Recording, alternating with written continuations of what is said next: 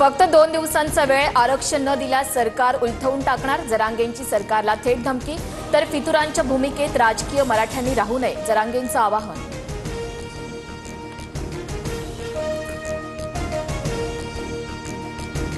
जरांगेंच्या मागे फडणवीसांचे राजकीय द्वेष्टे, निवडणुका आल्यावर सरकार उलथवण्याची भाषा करा, फडणवीसांना टार्गेट केल्यास भाजप उत्तर देणार, दरेकरांचा इशारा।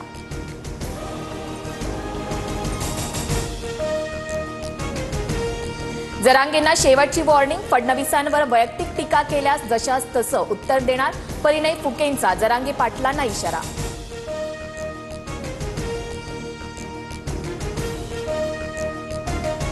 जरांगेंकडून मुख्यमंत्र्यांच्या आईचा अपमान, महाराष्ट्र जरांगेंना माफ करणार नाही, दरेकरांची टीका। तर मी फडणवीसांच्या आईबाबत बोललो नाही, काही बोललो असल्यास शब्द मागे घेतो, जरांगेंची प्रतिक्रिया।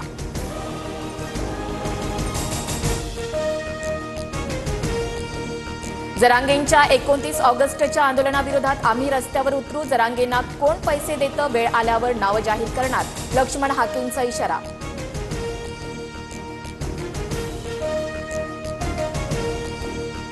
जरांगेंचं आंदोलन हा हायकोर्टावर दबाव टाकण्याचा प्रयत्न, सदावर्तेंची पोलीस महासंचालकांकडे तक्रार।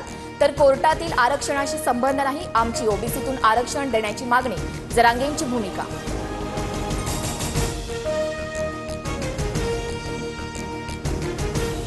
राहुल गांधी कायम खोटं बोलतात आणि राहुल गांधी खरं बोलत असल्याची स्वप्न आता महाराष्ट्रातील नेत्यांनाही पडत आहेत। मतचोरीच्या आरोपानंतर फडणवीसांचा हल्लाबोल।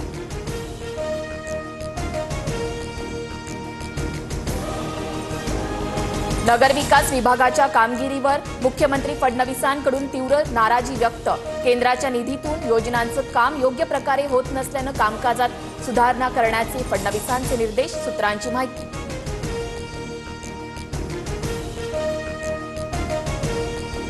नगरविकास खात्यावर मुख्यमंत्र्यांनी नाराजी व्यक्त केल्याची माहिती खोटी, मुख्यमंत्र्यांच्या नाराजीच्या चर्चांवर उपमुख्यमंत्री अजित पवार यांच्याकडून स्पष्ट।